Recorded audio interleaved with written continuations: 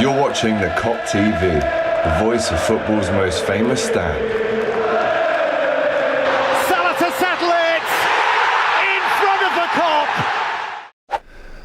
Yes, welcome back to the Kop TV, the voice of football's most famous stand. Before we get into this one, like the video, comment with your thoughts on that game. Frustrating result in the end, as we know, and make sure you subscribe to the channel if you have not already. Before we get into anything, as we know, James Milner, Alex Oxlade-Chamberlain, Naby Keita, and of course Bobby Firmino's last game for Liverpool today. I've been extremely lucky to be given this one of two custom-made Roberto Firmino boot that he wore today by Adidas. So massive shout out to Adidas. What an honour it was to receive these. There's something that you want the Kop to know song in the middle of the sole here in the inside. You've got the Bobby Firmino in the red here. You've got the Brazil flag with the goal, the football, which is what he did today. He scored a goal to get us a point. And as I said, these are only two pairs of these ever made. Bobby's got the pair that he was wearing today, and I've got this pair as well. So incredible. Thank you so much to Adidas for this. You can see the box there. Got the lyrics to the song on the back as well. So these will really always take pride of place in my house, and Bobby Firmino is without doubt one of my favourite Liverpool players of all time. So really emotional seeing him crying at the end there with Alisson. The fans, we're currently filming at 5:30. The fans are still well in the ground, and they'll be singing that song for a good half an hour, 45 minutes to go now.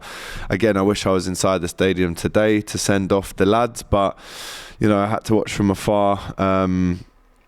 And I'm in awe that he scored today. It had to be Bobby, didn't it? It had to be Bobby. He scored, but guys, the sad news is we drew the game, and that is probably, I would say, 95% now. The top four race is over for us, but Bobby scored is the main takeaway from today.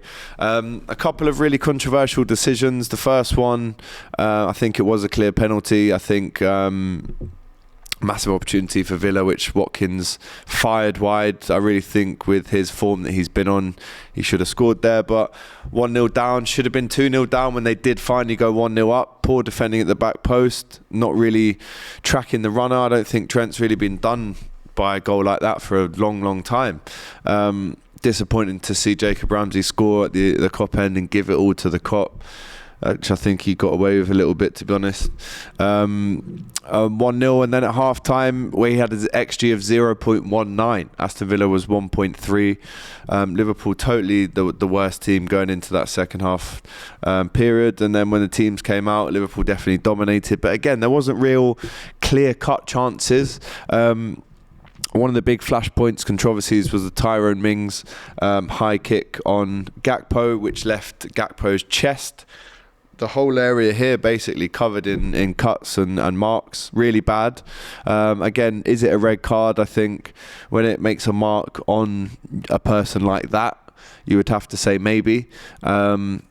But again, you know, difficult to call it being this far away. But I know that Cody Gakpo definitely thought it probably was a red. And I know that Klopp sitting up in the stands probably thought it was a red as well. The letter of the law is it's a high foot. Of course, he gets the ball, but there is contact made on the chest. It's not exactly a Nigel de Jong against Spain in the World Cup final, but it's definitely up there. So let me know in the thoughts, was that a red or was it not? The second massive flashpoint, the controversy in this game, was the offside. Now, from what I've seen, Virgil van Dijk was in an offside position when the ball was played, but then of course it comes back off the Villa player. So is there an argument to say that, you know, that goal should have stood? From the analysis that I was seeing, it was deemed as extremely harsh to give that as an offside. So I don't know. I mean, has that cost Liverpool, that wrong decision, potentially Champions League football next season? Only time will tell, but really disappointed with that if it is the case. I mean, this is what VAR is there to get rid of, these mistakes. So Van Dijk in an offside position is the reason why we've not been able to get that second goal. But again, we're only saying that because we didn't finish the game off ourselves. You know, 10 shots in the game, which again for a home game isn't great.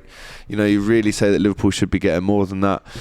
Possession, we dominated it in the second half especially. I think you do have to give credit to Villa for making it really difficult, coming to ruin the party.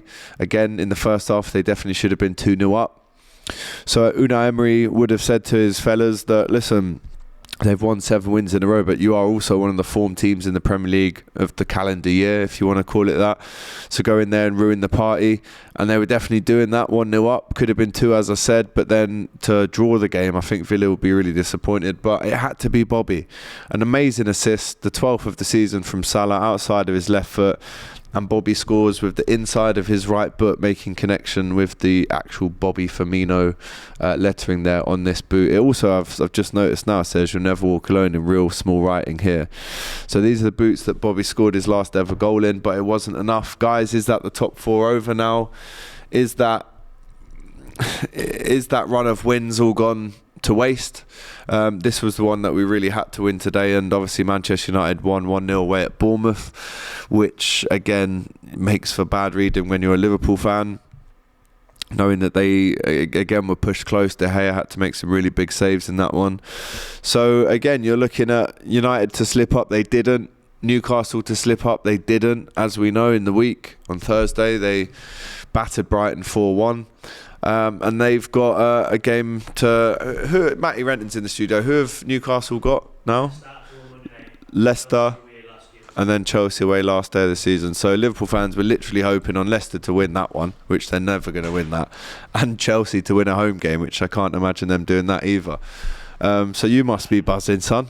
That's pretty much confirmed you Champions League football. Matty Renton in the building. We just come off the Saturday football show. We'll be having a little pint to celebrate for him and commiserate for me. Liverpool looking like they are firmly in the Europa League next season. How do you feel about that? Me personally, I've never really been one to jump on the we're definitely getting top 4 bandwagon in the last 3 to 6 weeks. I've still always said that there's a very, very, very, very slim chance that we get top 4, knowing how Newcastle and United are still grinding out results. So I was almost prepared for this. I was prepared for Europa, and it looks like today that's confirmed it. And again, not the worst thing in the world. At least it's not Conference League, considering where we were 4 weeks ago in the league. We've won 7 out of 8, some run. But it looks like we'll be going to the Betises next season, the Sociedads, the Rotterdams, these kind of PSVs, these kind of guys. I'm sure PSV are in the Champions League next season, to be fair.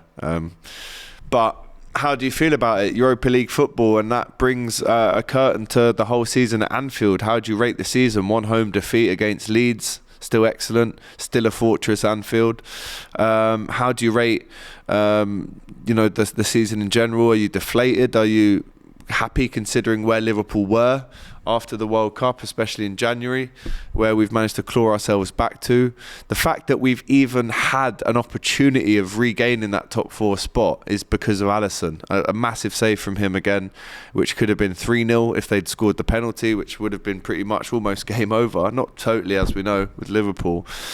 But Alisson, for me, easily player of the season, without question. Mo Salah, unless he scores against Southampton, he'll end up on 19 goals and 12 assists, which again is unbelievable.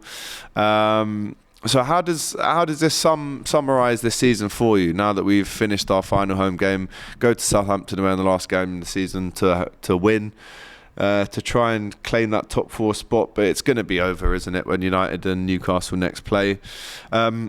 And a massive shout out as well to Alex Oxlade-Chamberlain, who in the programme notes today, Jordan Henderson said he was the best attacking midfielder in 2017-18 on our run to Rome and then our run to Kiev as well.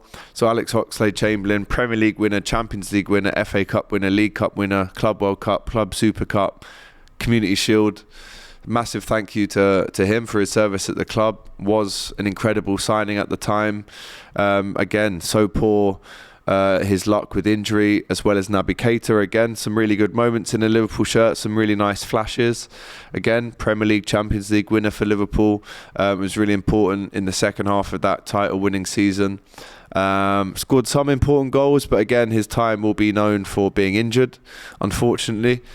And then there's James Milner, who I stand by is the best free signing in Premier League history. 8 years he's been at Liverpool. He's been the captain or vice captain for all of those years.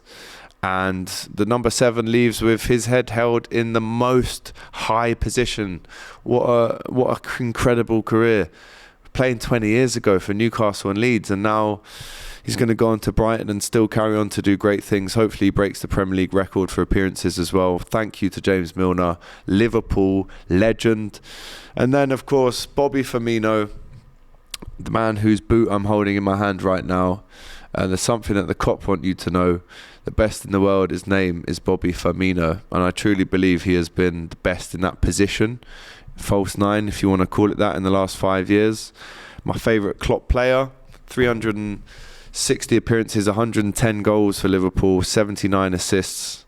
Incredible outing for Bobby Firmino. And listen, we don't exactly know where he is going to end up next, but wherever he does end up, he scored on his last game at Anfield and goes down, in my opinion, as the best number 9, just because that was the number on the back of his shirt in Liverpool's history after Rush and Fowler. But trophies wise, he's up there with the very best. And I saw him crying at the end there. Emotional for him and his family. And there it is, guys. It looks like Liverpool have missed the top 4. Will probably take 5th at the end of the season. Bobby Firmino gets his goal. Tough season, that. Rebuild, go again next time. And make sure that Bobby Firmino is remembered as he should be. We're currently seeing him walking out to the lap of honour around the stadium. He's crying. It's unbelievable, man. What a player. We're also hearing as well today that Alexis McAllister is 100% done. Both clubs and player in agreement. 55 million quoted. Announcement most likely after the season ends. Again, that's not 100% fact. It's what we've seen on Twitter today, but the rumours are in general that that deal looks like it is getting very, very close to completion as well, which will give us a massive boost. There's only one James Milner bumping out of the Kop right now. Great to see Milner getting the respect and love that he deserved. But in the end, it was far too passive from Liverpool in the second half. We only really put the pressure on when Bobby scored and then tried to go again. But for me, again, I'll sum it up. It was a blatant red card I'm going for. Also disappointing for VAR to not give that one a goal after the end of the game. Sorry, at the end of the celebrations, or the fake celebrations in the end from that Gakpo goal. And obviously time wasting and the faking injuries, according to Adam Rowe on Twitter here, has got to be the top of the Premier League's priority list for next season. It's beyond a joke. But there you go, Liverpool legend Roberto Firmino, Liverpool legend, James Milner leave today, as well as Alex Oxlade-Chamberlain and Naby Keita. But there you go, the ref was poor. Liverpool weren't great in the first half, but managed to get a draw in the second half, going into the final day of the season. Of course, we'll be back on Tuesday to give you that hot topic. So guys, take care, much love. And again, massive shout out to Adidas for the Roberto Firmino specials. Take care, lots of love. Thanks for watching this video, guys. I hope you enjoyed it. Please, guys, don't forget to like, comment, and subscribe to the Kop TV. The voice of football's most famous stand.